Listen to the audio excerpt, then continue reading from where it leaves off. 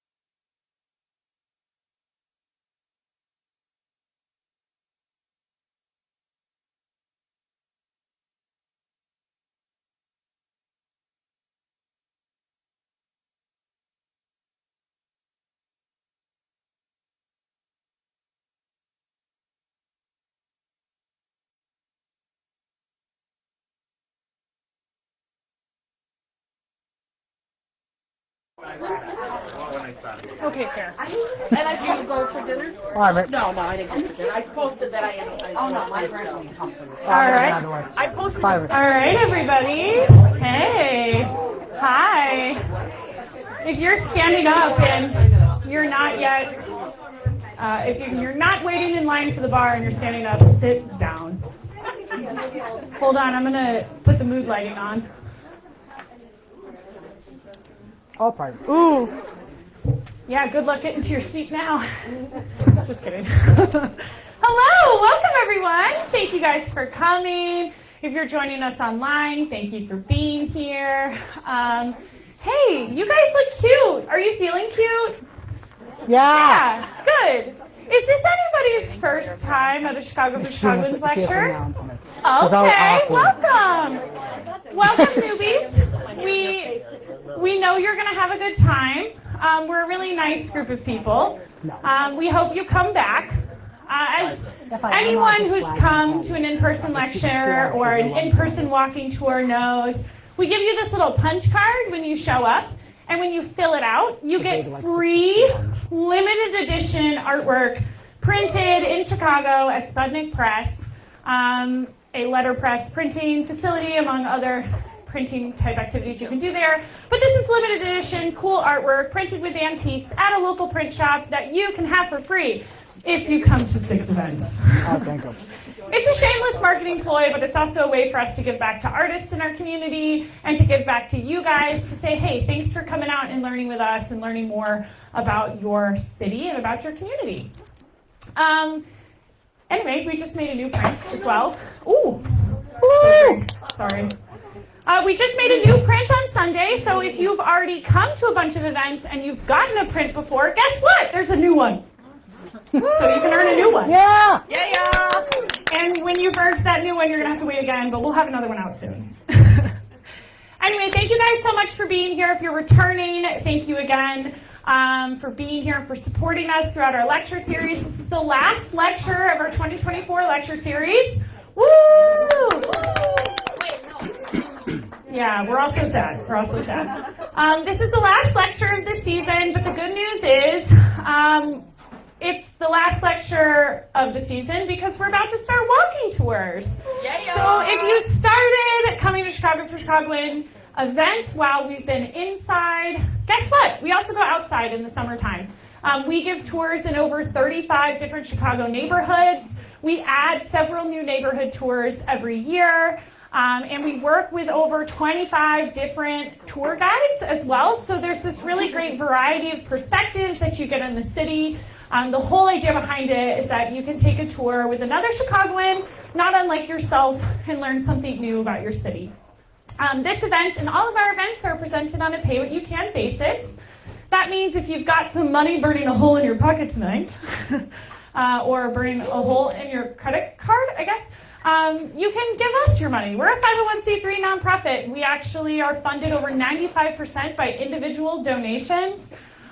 We don't get big fancy grants. This is really a system where people manage to cover the costs of other people who can't afford that cost. It's this really beautiful community we've created. So if you have a little extra money to spare tonight, we encourage you to donate it to our organization. You can do so online at chicagoforchicagoans.org/donate. You can give money to our fabulous volunteers in the back. You can sell us your kidney. They have a great resale value on the black market. Just kidding. But cash, check, credit cards, Zelle, we take all of that. And we would be thrilled to have you help support our programming. I've kind of been stalling for time. I don't know if you can notice this. There's still people getting their drinks and there's a spill. But I am talking about important things. Donating is important. But the last thing I kind of want to say before I do an introduction for our speaker and get us started tonight is to remind you guys that if you would like to sit up here in this chair someday, if you would like to give a walking tour in your own community, we will teach you how to do it for free. May 5th and June 9th this year, we will be doing our Tour Guide 101 trainings. Those are totally free. We will tell you everything you need to know to give a walking tour and try to encourage you to come and join us and lead tours of your own community. We want to teach you guys the secret sauce. So come learn it. we'd love for you to join us. We're going to have a beer tent at the Belmont Sheffield Festival. You can still sign up for a shift slinging beer for charity. Woo! It's a big fundraiser for us. We just posted a new long-term volunteer commitment for a volunteer coordinator. So if you are looking for a way to boost your resume, you can take a look at that. All of our positions are volunteer at this time, but hey, I don't know. We hope to be able to offer you something, and definitely at least a fun way to make some friends, get to know your city, and obviously help out a little nonprofit in your community. Without much further ado, I want to give it up for our speaker tonight. He actually holds a volunteer role at our organization as an assistant events manager. He was the first person to work for Chicago for Chicagoans besides myself, again, in a long-term volunteer commitment. He's been an incredible asset to our organization. He helps create hundreds of Eventbrite events every year, which is a meticulous and annoying process that is absolutely critical to getting all of your butts in seats or collected together on a street corner. He does a lot of thankless work. He does it with a smile. He's always so thrilled to help us in any way, shape, or form. He gives a lot of our neighborhood tours. He was born and raised, well, technically he was born in Evanston, as he likes to say, but he was raised from a small child in Chicago's Westridge community. You can take a Westridge tour with him this summer. You can take a Rogers Park tour with him this summer. And on May 12th, our first tour of the season, you can take his Buena Park tour. Woo! Oh yeah, come out May 12th, first tour of the season. He'll be giving it. He also gives our Boys Town tour. He really gets around, suffice it to say. And he does all this despite living in Woodstock these days, which we've forgiven him for, because again, he did spend 26 years here or something. He lies about his age, so it's hard to know. Maybe 40 years, none of us know. Regardless, he's an incredible asset to our community. He is Marshall Field's #1 fanboy. Give it up for Anthony Alfaro.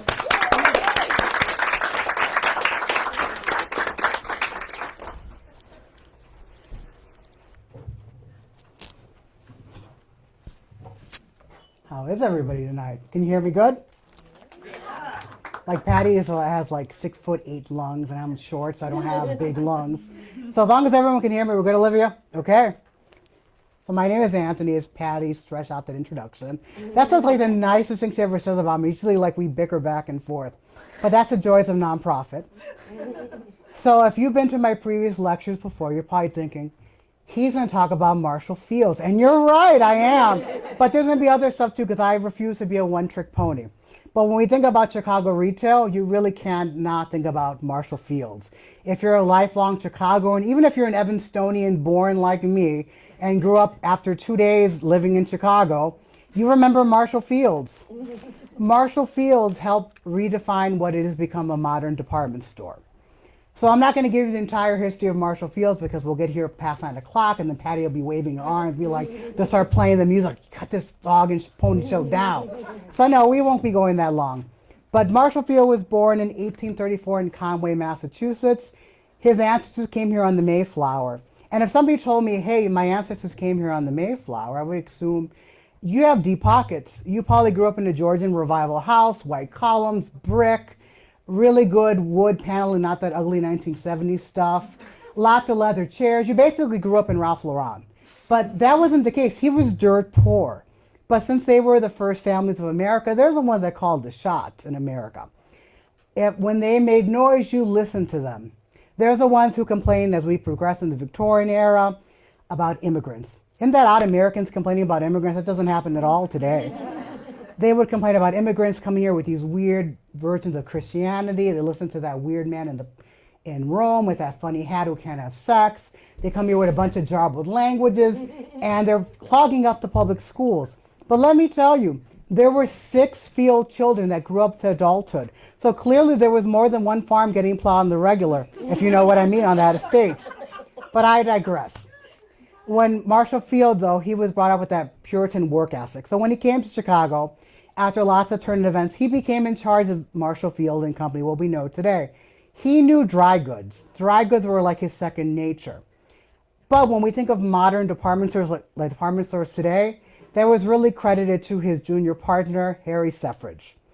He was the one like, let's modernize this. When Marshall Field was clinging to his old ways, because he was a New Englander. If anyone knows a New Englander or you happen to be one, you're crusty. It's part of your personality. You're like that 40-year-old Bretta Mariano they're trying to push a cell.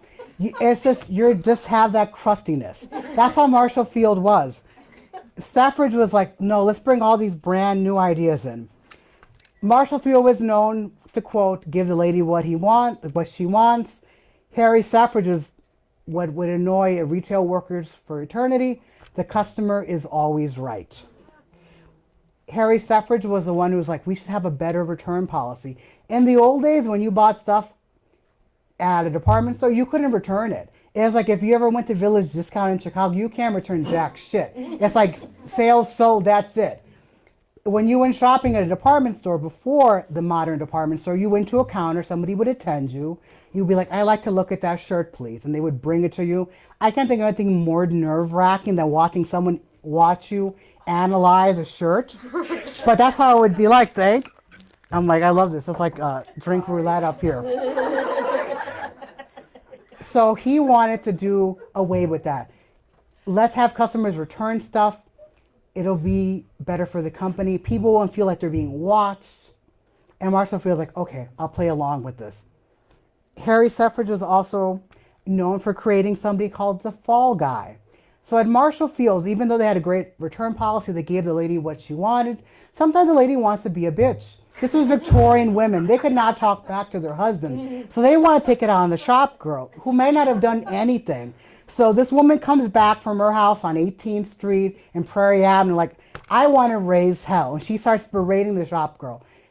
Ma'am, you don't want to talk to me. You want to talk, we'll call him Mr. Smith. Okay, get him here right now. So they call him Mr. Smith. He comes up, he gets yelled at, insulted, berated. The woman gets this all off her chest. She gets a refund, and she's probably going to buy herself a little something on the way out. And then Mr. Smith goes back into the catacombs that is Marshall Fields until he's called by another department, because Mr. Smith isn't a manager of any department. His job is just to get yelled at. You want to keep the customer happy? Let them yell at you. This is what Victorian women did. Today we have Karens. They had Karens back then. Karens have been existing as long as we had retail. They're probably called Constants because they were a constant pain in your ass. But they linger, and they still linger to this day. Harry Suffrage was also responsible for bringing the South Tea Room to Marshall Field, the first restaurant in a department store. Marshall Field did not like smells. And I can relate to this. I hate any kind of smell. He didn't even like the smell of type tobacco in his store. He's like, Marshall, we're losing money, especially because this is after 1900. Old money is not living on Prairie Avenue anymore. You might, if you're young, old money, you're living in places that were further out now. Maybe your parents or grandparents live on Prairie Avenue still because they built this mansion, they're going to die there. But you're living now in these former summer retreats that are now fully incorporated into the city. Places like Woodlawn, Hyde Park, Kenwood, aka the Lake Forest of the South Side. West Side elites weren't living around Union Park anymore. They were moving to Garfield Park. Austin on the north side, Edgewater, Rogers Park in the North Shore was starting to come up. And in the old days, if you're a respectable woman, you could not dine in the Loop by yourself. If your husband was there, okay. But if you're shopping on a Wednesday, your husband's going to be in his office, so you could afford to shop at Marshall Fields. So if you did happen to go to a restaurant, people would assume A, you're a prostitute, or B, you're a waitress and you're moonlighting as a prostitute, so you can't win. So they would have to go back home. And now that home's further away, you may come home. I don't know if you're like me, but after I don't feel like doing anything. So like if you're back in Kenwood and like you look out the window like, oh, it looks like it's going to rain or it's going to snow, I'll just go to Marshall Fields another day. They're losing money. So Suffrage is like, let's entice women with a tea room that's only aimed towards women. Men cannot come here. So when they shopping, buying their dresses, like, what's that enchanting smell? Oh, that's pot pie in the tea room. You know, it's only available for women, and all society women are going there. Oh, I'm going to have to go there too. This is where the famous pot pie of the Walnut Room came. The Walnut Room was renamed, became the Walnut Room in 1934, replacing the South Tea Room, and introducing Chicagoans to Mrs. Herring's famous pot pie. She may have not been real. She could be real. It's a legend, but until 1910, in the tea room, there was a Mrs. Sarah Herring who did run the, so they want to say it's based off her. But if you don't know the story of Mrs. Herring's famous pot pie, she worked in the millinery department and she didn't know how late it was, and the customer was like, oh, look at the time. I have to go back home. Well, would you like to stay and have some of my lunch, and then afterwards we can go look at more hats? Oh, what is this? This is delicious. Oh, this is my aunt's pot pie. Well, tell you what, if you bring in more next week, I'll bring some of my friends along. We'll have a light lunch, and then we'll go shopping. And made a lot of money for the store. And Marshall feels like, okay, we can keep this going. Chicagoans are very happy with this. Chicagoans have been going to the Walnut Room for eternity. If it ever closed, we would have a fucking fit. We have a riot. We would. Sure. Marshall Fields was also the first to have personal shoppers. Every woman you interacted with at Marshall Fields went to a certain level of charm school, be it the elevator attendants to the girls working the shop counters, but the most was given to the personal attendant. They knew not only charm and etiquette, they knew social norms and graces. As much as Chicago hated to admit it, all our social norms and graces were dictated by the East Coast. They thought we were people that were savages, knew money. We are from this muddy cow town. We don't have the grace that the East Coast has. So personal shoppers knew all this. And there was a dirty secret that almost all American-born wealthy women in Chicago had. They were all new money. If you had old money, you had no reason to come to this cow town. You could stay in civilization in Philadelphia, Boston, New York City. You probably won't get listeria or some kind of weird disease by drinking their water out there. And we also had a lot of immigrant money, especially Germans. Germans who were coming here, they were coming from what would become Germany. They didn't come here destitute like the Irish, Italians, Greeks, who were looking for better opportunities. They didn't like how Germany was going. It was a little bit too conservative. They were educated like, I don't want you stopping on my rights. You know, I have deep pockets. I'm going to leave. So they would come here. The German educational system was very good, but they didn't know the social norms and graces of America. So this is a totally made-up story, but this is something like what a personal shopper would do because they know etiquette and norms, and they know how to read a calendar. Say you're a personal shopper and you're walking around the store and you're helping a German beer baron's wife. And she's telling you for her Christmas ball, she would love a lovely white dress because she wants to show off the pearls she got last Christmas. And you're probably thinking, there's no problem with this. But a personal shopper, she knows tact and fashion, etiquette and social norms and how to read a calendar. And any self-respecting Victorian would know, probably your grandparents would know, and I know there's a problem with what this woman wants to wear, because you can't wear white after Labor Day.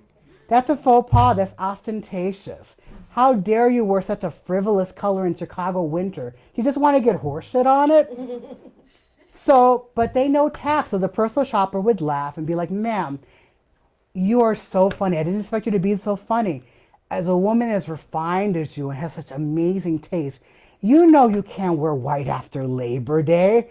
You almost had me. And then she would laugh, and the German beer baron's wife would laugh. But in her mind, she's like, I made a faux pas. I need to figure out what I did wrong. After 1920, this got a lot easier. A book called Etiquette by Miss Emily Post came out, answered all these questions for you. And she's an amazing woman, too, if you ever want to look her up. She was quite the Victorian badass. Talking about faux pas, Marshall Field was also the first store to have a bridal registry. Imagine the shame you would have after you thought you were picking the perfect gift for a Victorian bride, like a tomato server, and to realize 2 other people got it for her. Stafford is like, we should make a bridal registry. And this was genius because you save on returns. And people are happy with what they get. They're not going to come in your store annoyed that some well-off woman had the nerve to give her a duplicate tomato server. So it was great business.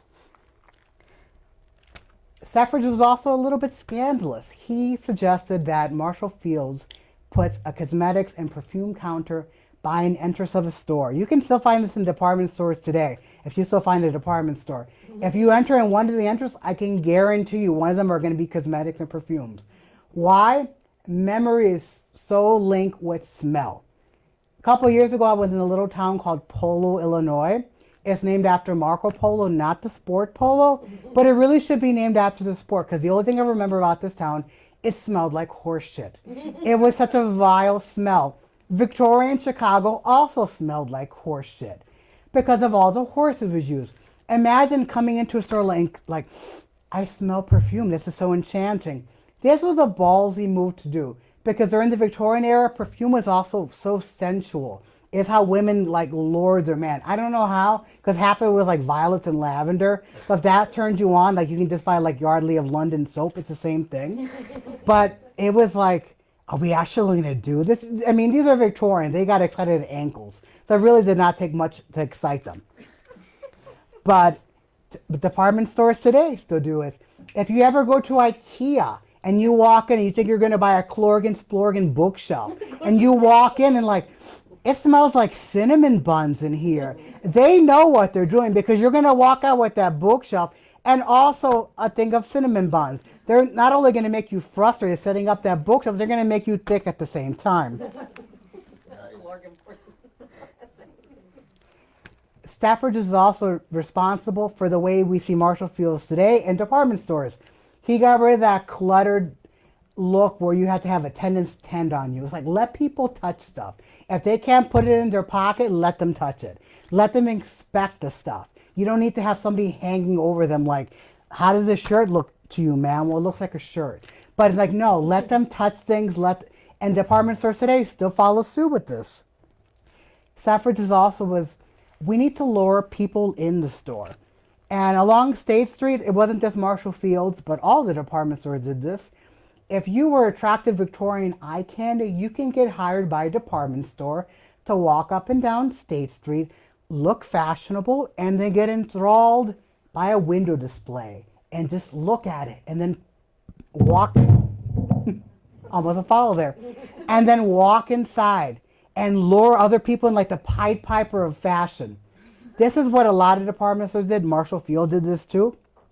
Because when you saw these stores, it's almost a bit imposing. As Marshall Field got more elaborate, it was referred to as the cathedral of all stores. Even stores out in the East Coast could not claim that. Marshall Field was also one of the first stores in Chicago to do elaborate display windows. If you grew up in Chicago, especially at Christmas time, your Christmas was not completed unless you saw the windows at Marshall Fields. They had artistic people that were doing this. This was a whole industry that's popped up. It wasn't just mannequins just sitting there. It was artwork. And this is what Stafford wanted. He wanted Marshall Fields more to be than just a store. He wanted to be a living work of art. But he also realized, much to Marshall Fields' annoyance, that we need to attract a wider base of clientele. Marshall Field only wanted to have the richest people shop at his store. Marshall Field was also new money, so of course he was that annoying. But Stafford is like, we're losing money because we have a lot of stuff from previous seasons that are just sitting and people aren't buying it at a full price. Why don't we put it in the basement and do a bargain basement? Marshall Field's like, no. Like annoying influencers today, so like on brand, it would go against his brand to have discounted stuff. Well, Stafford's like, okay. So Marshall Field bid into it and they opened a bargain basement. It was the first bargain basement in a department store. It was a huge success. So you lowered working class Chicagoans, middle class Chicagoans, and wealthy Chicagoans who still wanted a good deal and who would be thrilled to buy something with Marshall Field stamped on the bottom. It was really, really profitable. Stafford was also responsible for hyping up children around Christmas time. It was the first department store to have insert days until Christmas. Only 15 days until Christmas. Like Victorian children didn't have enough to get excited about during Christmas time. I mean, I guess if they didn't die of typhoid, they would have been excited, but he was the first department store to do that. With all the stuff he did for Marshall Fields, in 1904, he went to Marshall Fields like, I would like to be made full partner. Being the crusty New Englander he is, Marshall Fields said, absolutely not. Stafford's like, okay, we're done. So he left, but he didn't go very far. He went right down the road. He bought a department store that was looking to leave State Street, a little company called Schlesinger and Meyer. Their building has a very famous architectural pedigree.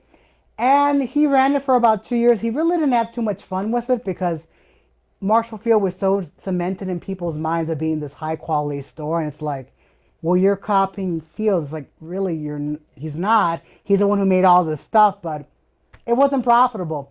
He sold it to 3 Scottishmen who were looking to establish themselves on State Street, though, for profit. Who are those 3 Scottishmen, you might ask? Mr. Carson, Mr. Peary, and Mr. Scott, creating Carson Peary Scott, a very well-beloved Chicago department store. In 1905, Marshall Field, the man himself, was the highest single taxpayer in the country. That's how wealthy he was. In 1906, after playing golf with his nephew and Abraham Lincoln's oldest son, Robert, he contracted pneumonia and died on January 16th. When he died, every store on State Street, from big department store to little boutique, closed for the day. The stock market suspended trading. This is an honor not given to most Chicagoans. Chicago was shocked. The merchant prince of State Street was dead, and there was no heir to his company. He was supposed to leave his company to his son. Marshall Field Jr. was nothing like his father. Marshall Field, the elder who worked to make this beautiful company, his son inherited none of it. His son was lazy. He was spoiled, which is only natural. Marshall Field grew up with nothing.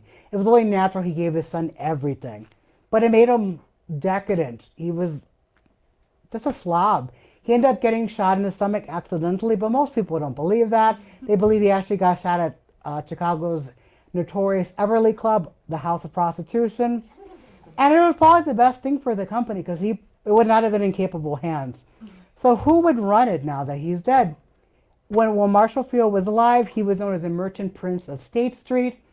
But the greatest merchant in the country is who he said would actually end up taking over the company, a man by the name of John Graves Shedd.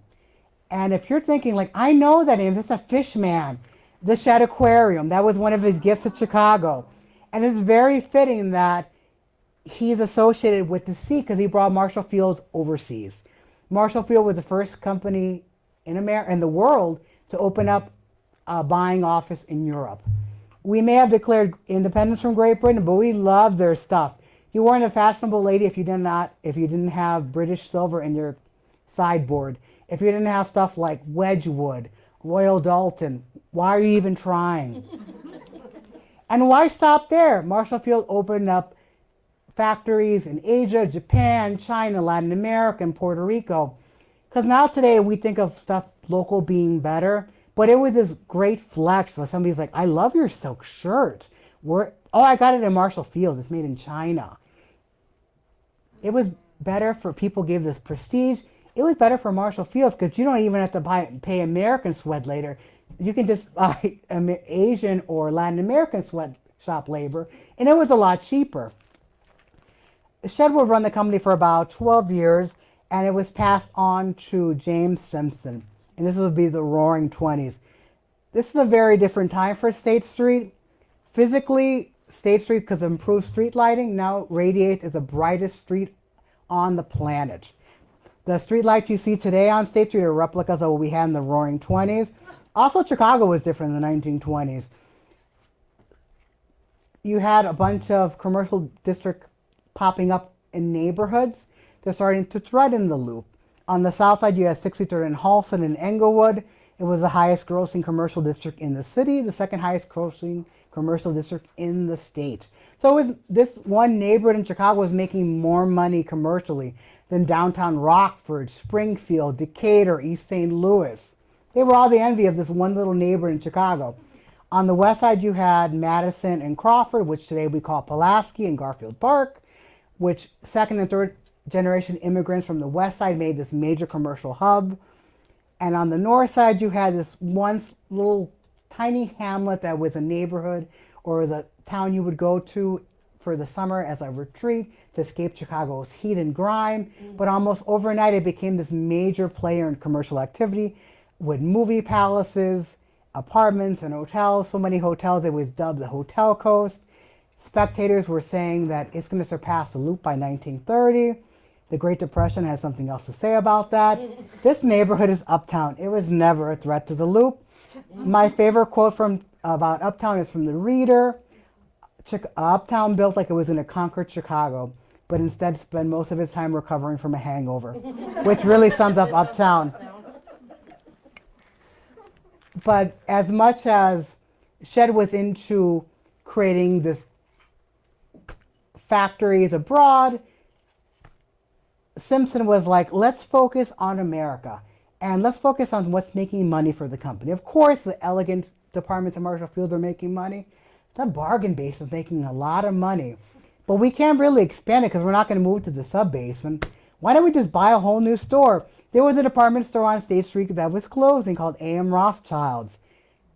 Simpson's like, let's buy it. We'll fill it up with everything Marshall Field's from previous season. And he did.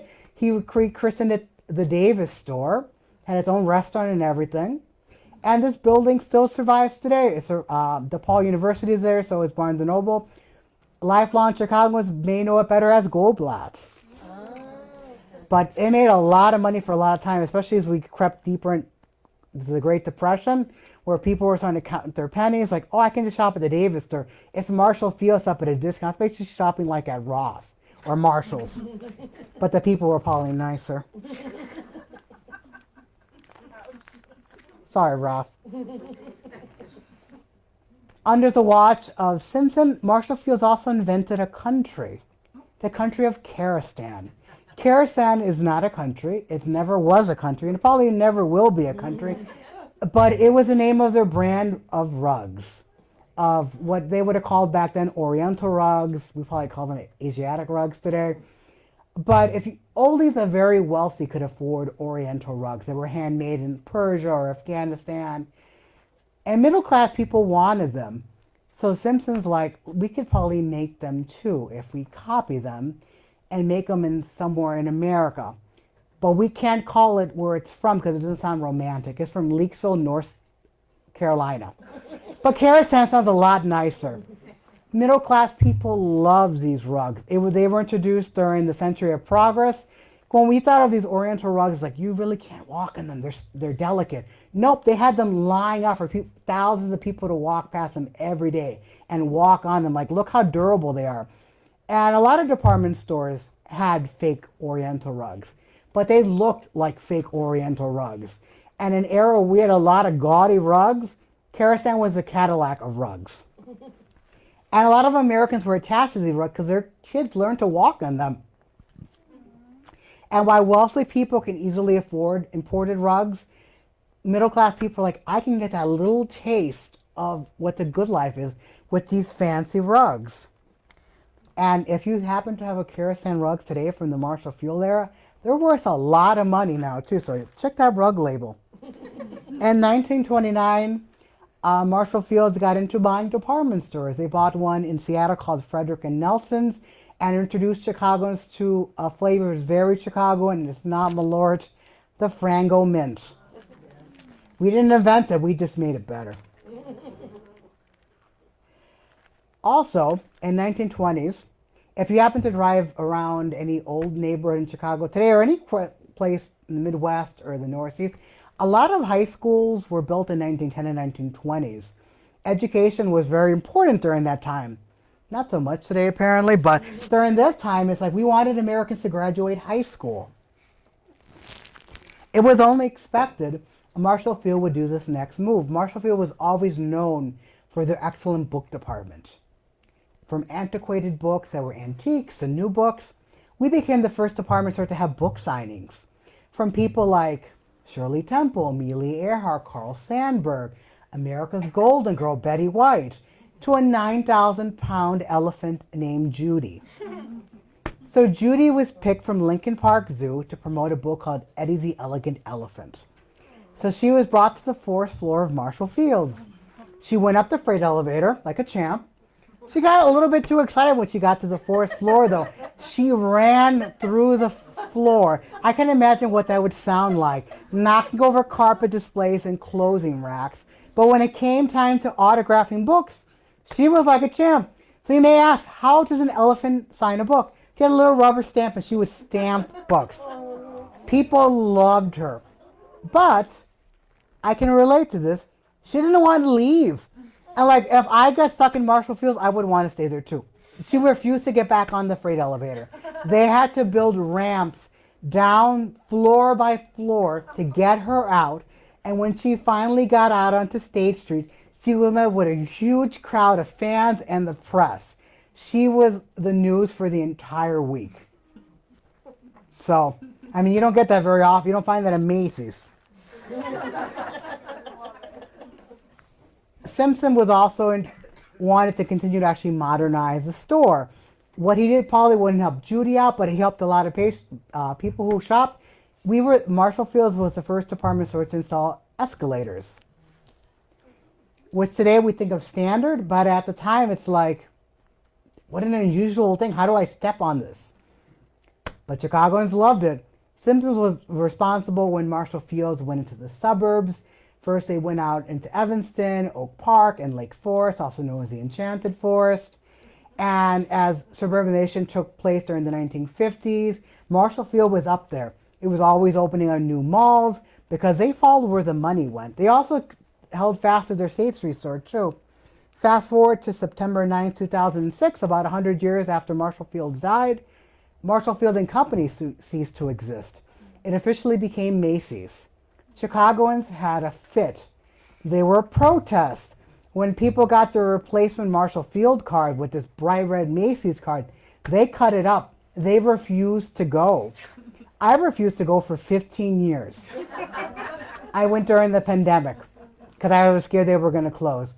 And on Facebook, there's a Marshall Fields group, and all they do at Christmas time is complain every year how bad the tree is.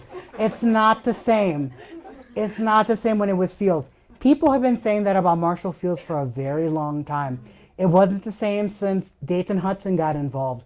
It wasn't the same when the Fields aren't involved in the company as much.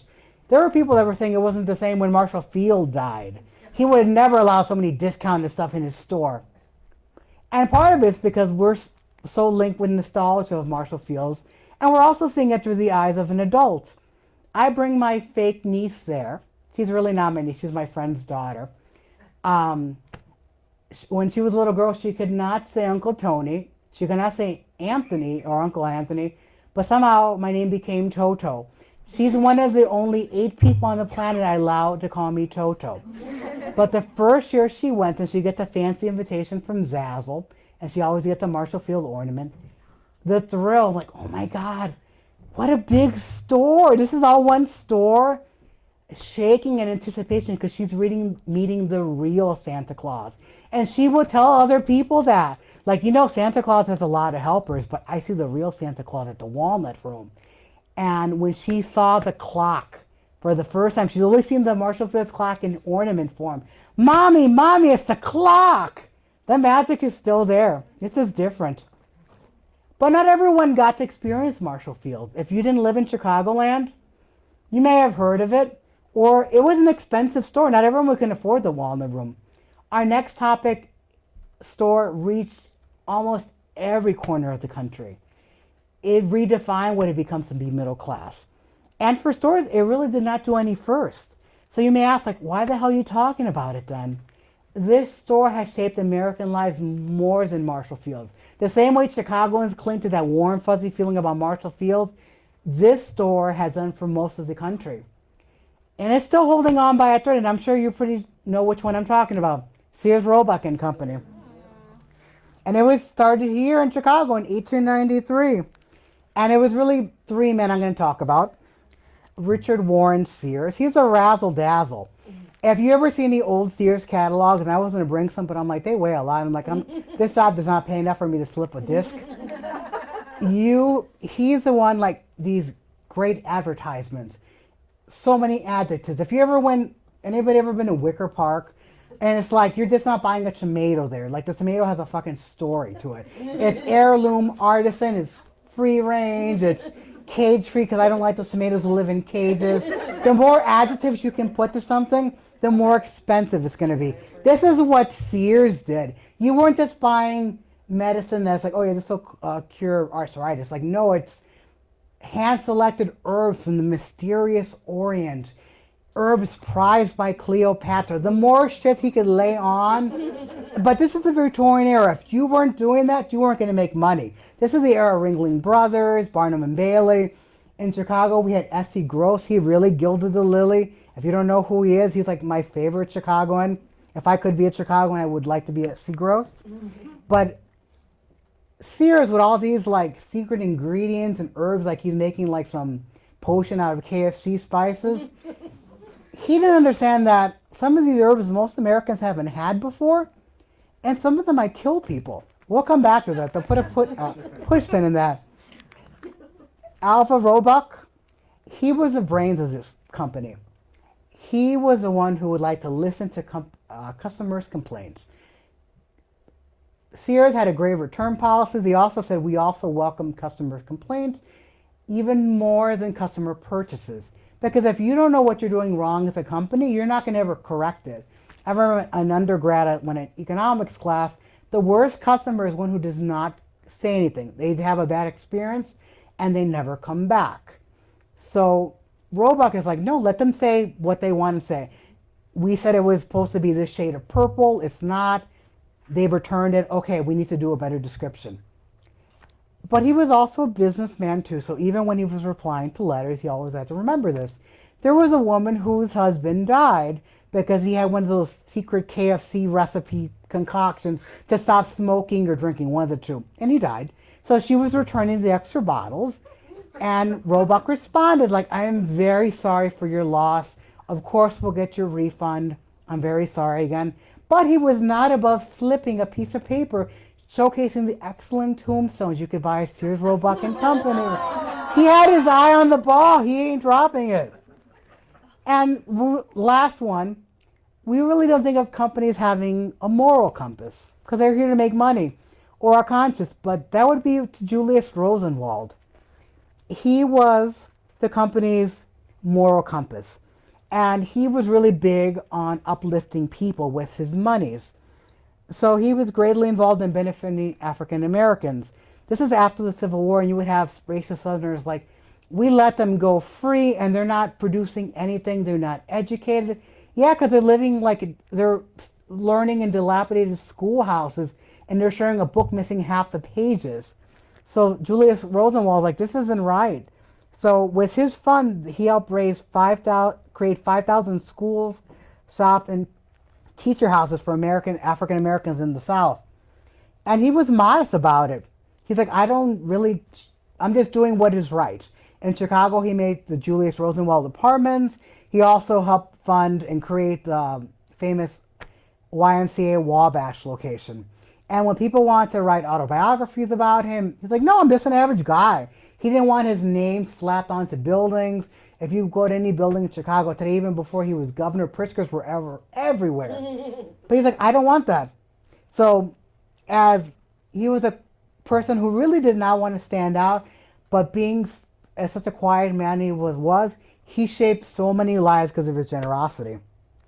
But back to the company. So Sears was shop more at Sears. That was their motto, or shop Sears and save.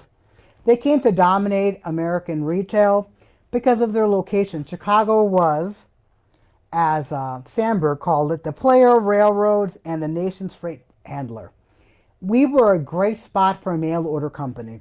And also when they started Sears, Roebuck and Company, a couple years later in 1896, the Rural Free Delivery Act was passed. In the old days, if you lived in rural America, your mail went to a mailbox in town at the post office. That may be like 20 miles away, and you're going there by horse. So you're not going to go that frequently to pick up mail. But when this law passed, you have to drop off mail at people's properties. And maybe at the end of their long rural driveway, but it's a lot closer. Sears took advantage of this. They're like, let's tap into the farm market. And farmers love them because they can offer cheaper stuff than the local stores were offering, better stuff, a variety of more stuff. It's a win-win, except for the local stores who hated them because they were losing money. In 1900, if you looked at a Sears catalog, you can buy whatever you wanted for your home, from toilets. If you ever seen those old Victorian houses with all that fretwork, which is like the gingerbreading inside, unless you're looking at a mansion, that's from a catalog. You can just buy from a store, just slap it on. You could buy nails, you can buy rugs, And Sears is like, well, we're selling everything basically for the home. Why don't we sell the whole damn house? And for someone who hates assembling IKEA furniture, this sounds like hell. But Americans loved it. From 1908 to 1940, there were over 70,000 Sears homes. Pardon me, drink break. Estimates assume that there's about 70% still standing. Illinois has the second largest amount of Sears-built homes. Ohio has number one. If you've ever been to Ohio, you realize they really have not much going for them. So we'll let them have it. But if you find yourself in the Fox River Valley, in the city of Elgin, Elgin has the highest concentration of Sears-built homes in the country. Oh, wow. And they have a lot of the better ones too. Because unlike most industries, in Elgin, they were known for watchmaking. It's an industry that needed both men and women. So you had dual incomes coming in. So you had a lot of nicer homes built. So then we hit the Great Depression. But Sears holds on because even if you're broke, you're going to need new underwear and new socks. Marshall Field's and higher-end department stores, they were struggling. Even rich people are like, well, I can wear last season's dress or I can buy a little bit less. But essentials are going to keep you afloat. Post-war era, when suburbs were mushrooming everywhere, Sears followed suit. They're like, let's continue to build stores. In 1925, there were only one Sears store, which was in Chicago. Hop over to 1929, there was 300 Sears stores. And they decided to actually move down to State Street during the height of the Great Depression. When other stores were like, man, we think we're going to close. Sears like, no, we're doing good. We're going to open up and right in downtown. It's like, okay. On the first day that they opened, they had 18,000 people show up. It was an immense amount of people. And Americans were so linked with Sears. Like, this is like the all-American store. Marshall Field's like deals with like the hoity-toity extra people. But Sears is like the all-American store. They have my back. And after World War II, there were 700 Sears stores popping up every main street in America, new shopping centers and malls. But in the 1970s, you also started to have a bit of a decline in Sears. We had places like Walmart popping up. And they started to erode the traditional base of customers from Sears. But Sears like, we're still doing good. In 1973, they built the Sears Tower. Chicagoans still know it today as the Sears Tower. I don't know what the hell the Willis Tower is. Probably something out in Schaumburg. But the 1980s rolled around, like, we're starting to lose even more money. So Sears was like, let's diversify our income. So they got into the internet. Who knew they had the internet back in the 80s? In 1984, they got into Prodigy. In 1985, because Americans aren't in debt enough, they invented the Discover card. But they continued to lose money. In 92, they left that Sears Tower and they moved to Hoffman Estates. Fast forward to 2018, Sears announced that they were going to close the last Sears store in Chicago at Six Corners. In 1938, when the store opened, almost 100,000 people came the first day. I went on a tour of one of the last days the store was open at Six Corners. There was hardly anybody there. I think people really stopped caring about Sears. In 2021, Sears announced they were closing the Woodfield store. Woodfield Mall, that gets part of its name from Sears. There was an executive at Sears called Robert Wood. The Field part clearly comes from Marshall Field. It closed. Sears retail has gone extinct in Illinois. In January of 2024, there's only 12 Sears left in the country. The store that had the pulse of America, that had the heartbeat of America, is hanging on by a thread. If we'll continue to survive, nobody knows. There's a lot of nostalgia linked with Sears, but there's a lot of people who they passed their prime. Just like they thought about this next store, who just like Sears was also big into mail order. They actually did it before Sears, but people always remember Sears more. But this company promised satisfaction guaranteed or your money back. Montgomery Ward. Aaron Montgomery Ward was born in 1843, New Jersey, grew up in Michigan and came to Chicago for great opportunities. He was the first, Montgomery Ward was the first retail store to have a significant mail order business, and this was back in 1872. Significant meaning there were other mail orders, but they were more localized, like, oh, we're only mail to New England, or Philadelphia and the suburbs, New York City and the vicinity. Ward wanted to go everywhere, and he did. He was big on aiming towards American farmers. He didn't like dealing with city people because city addresses are hard. And if you know, especially as cities grew, every little town they would annex had a Washington, a Jefferson, Lincoln, Van Buren. And if you're like in Georgia and Atlanta, there's like 18,000 streets that have the word peach in them.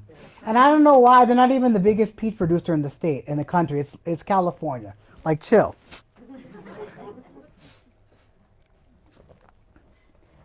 But Sears sold stuff that farmers can use, like equipment, clothing, and he sold it at a discount. He would undersell local vendors, which made them very salty. But people who were buying from them loved it. But to appease the local vendors, if they could produce a product at a better price, he would include them in. So he would incorporate local businesses too. In 1875, he's like, well, let's diversify our inventory. So it was good, better, and best. Best being the highest grade, but he always wanted to provide quality products. In 1880, though, things got a little bit messy because people like John Wanamaker's of Philadelphia, Carson Perry Scott, Chicago's favorite, and Jordan Marsh department store also got involved into the mail order business. In 1880, Sears finally stepped into the business. But Ward's is like, we're still good, we're still good. Between 1909 and 1932, about 30,000 Sears or Ward's built homes were built. Just like Sears, they sold homes too. They weren't as, what's the right word, as popular, but they also didn't have the same following, but they brought a lot of money for the company. For people who like to do that kind of horrible work of assembling a house, I don't even like putting a dresser together. I'm like, I can't imagine a house that can like explode if you do it wrong. During the Great Depression, much like Sears, they stayed afloat by selling underwear and socks.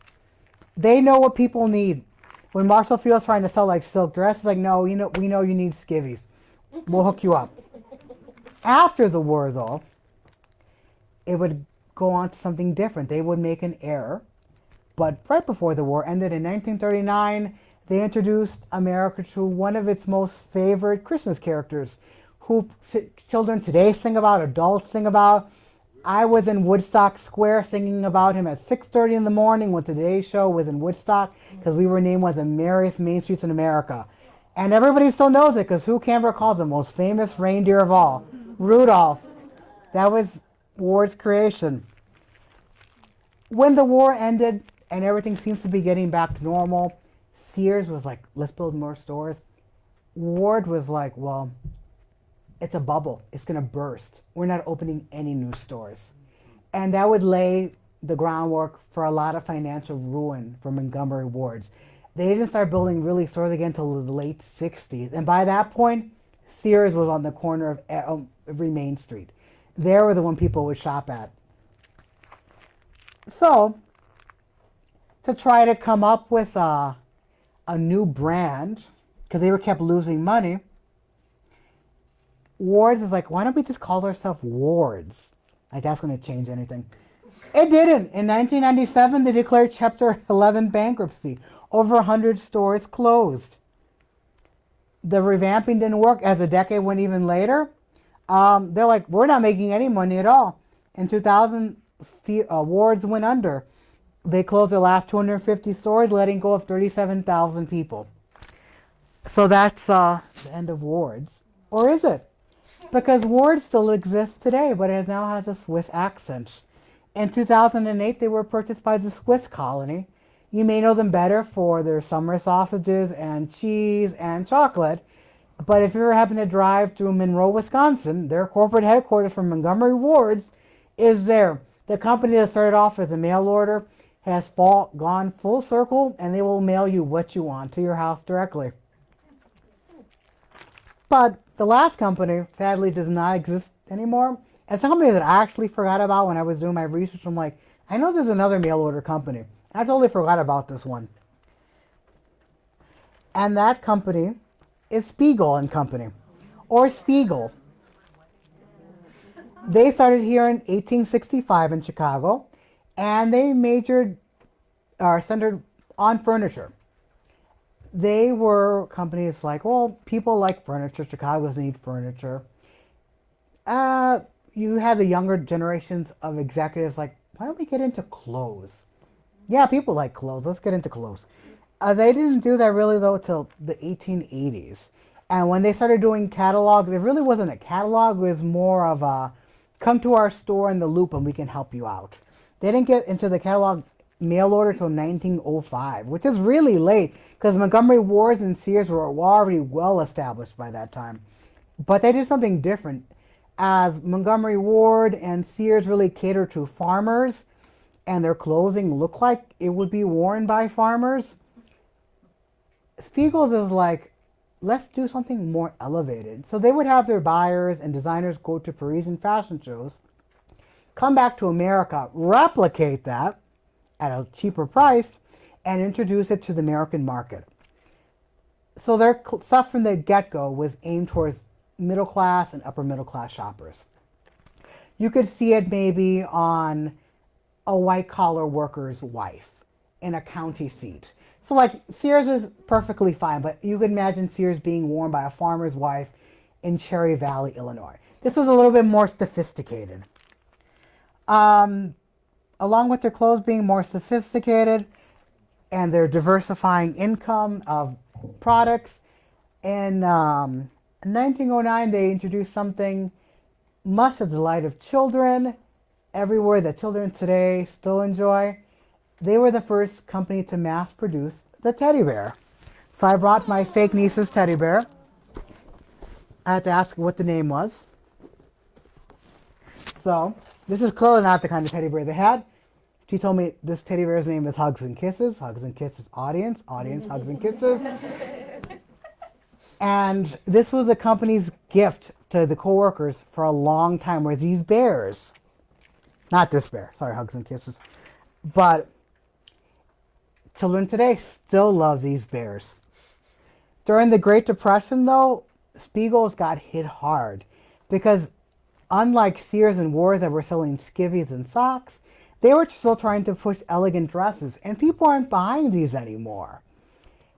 As we got into the First World War, it got even worse. I'm going to put it over here.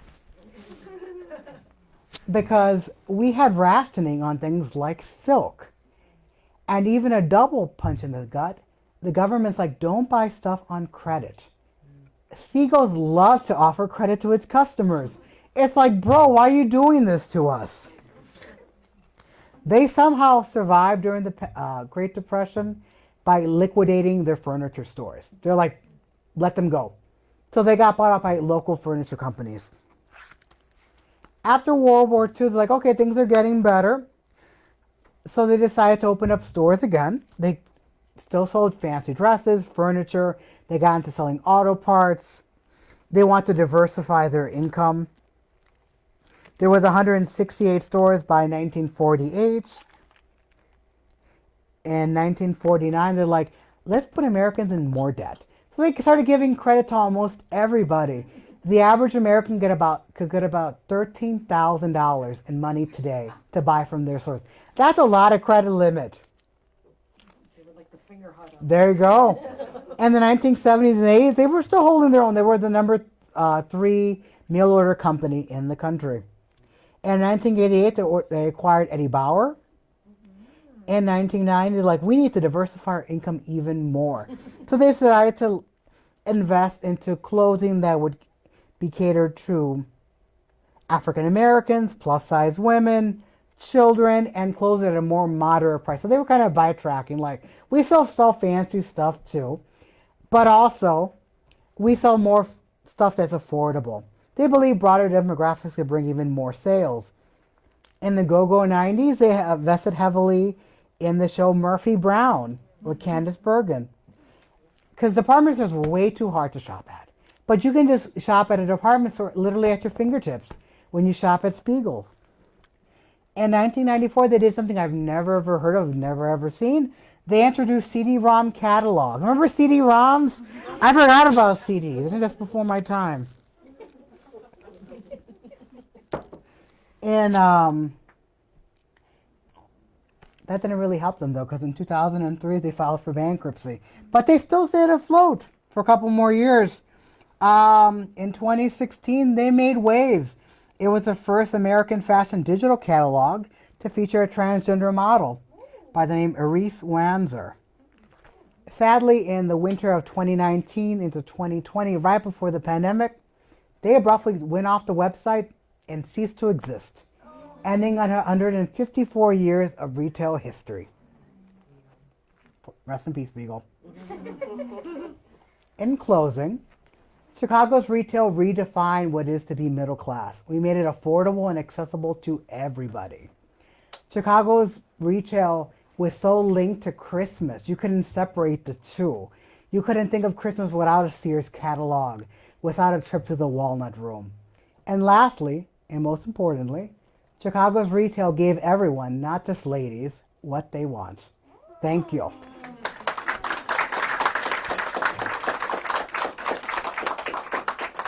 And if you enjoyed our lecture tonight, I have to give you a little spiel.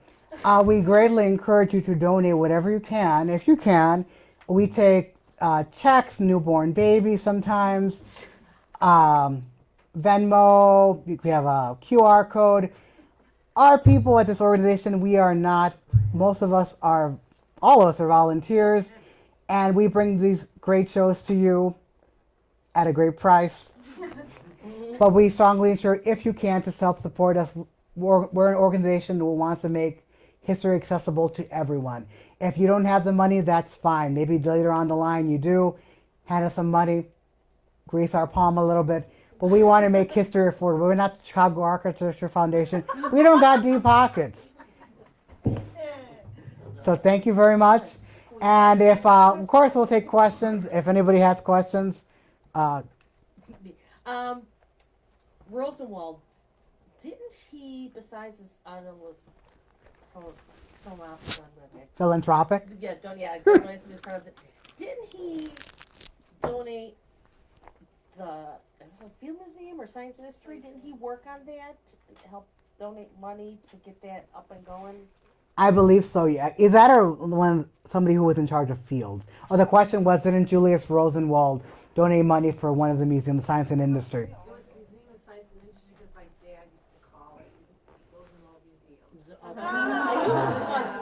Okay, so that's what I thought.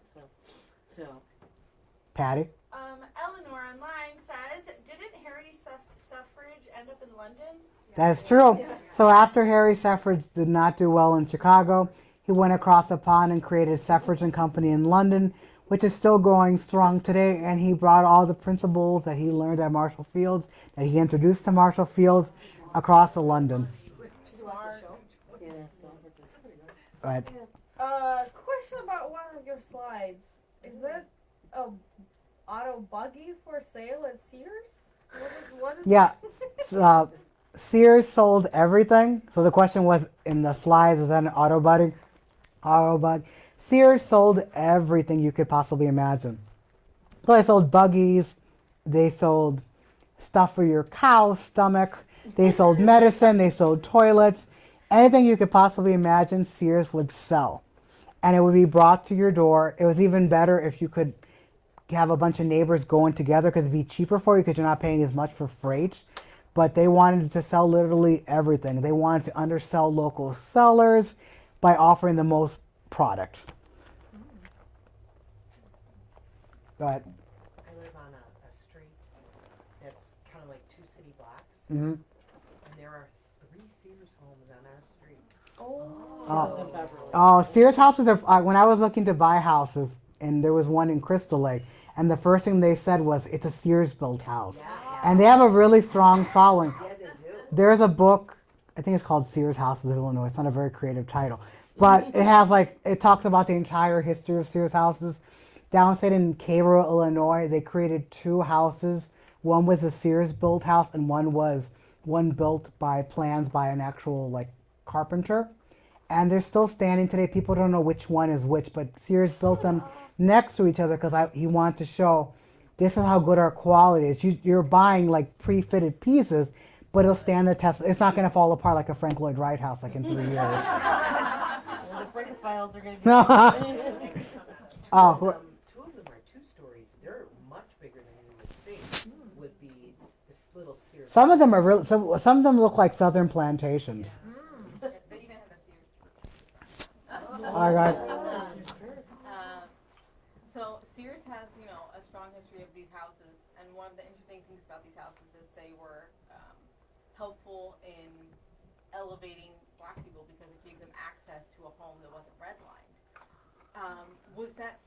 Were Sears stores open to people of color, or were they segregated as well, like Marshallfield? So the question was Sears segregated? Sears was always into making a profit since they were a mail order company. Money's green, whatever. So they really benefited American blacks living in the South, because if you were a black person in the South and you went to a store, if a white person came in after you, they're going to go in front of you in line. And depending on who the shopkeeper was, they might just want to give you a hard time. It's like, why are you buying a hat? Where'd you get the money to buy this hat? Did you steal it? I should call the sheriff. I would feel better if I called the sheriff. He's not going to call the sheriff. He just wants to give you a hard time. But Sears, if you bought from them, they didn't care who they were shipping to. So you can just buy whatever you wanted from Sears. They would ship it to you. If you got a group of people together, it'd be cheaper for freight. And it would bypass it. So a lot of black people in the South, I'd rather buy from Sears mail order because I don't have to deal with a racist clerk. When it came to the actual physical stores, usually especially in downtown Chicago, you really didn't have many black people shopping at Marshall Fields initially. Usually would shop at a department store called Hillman's.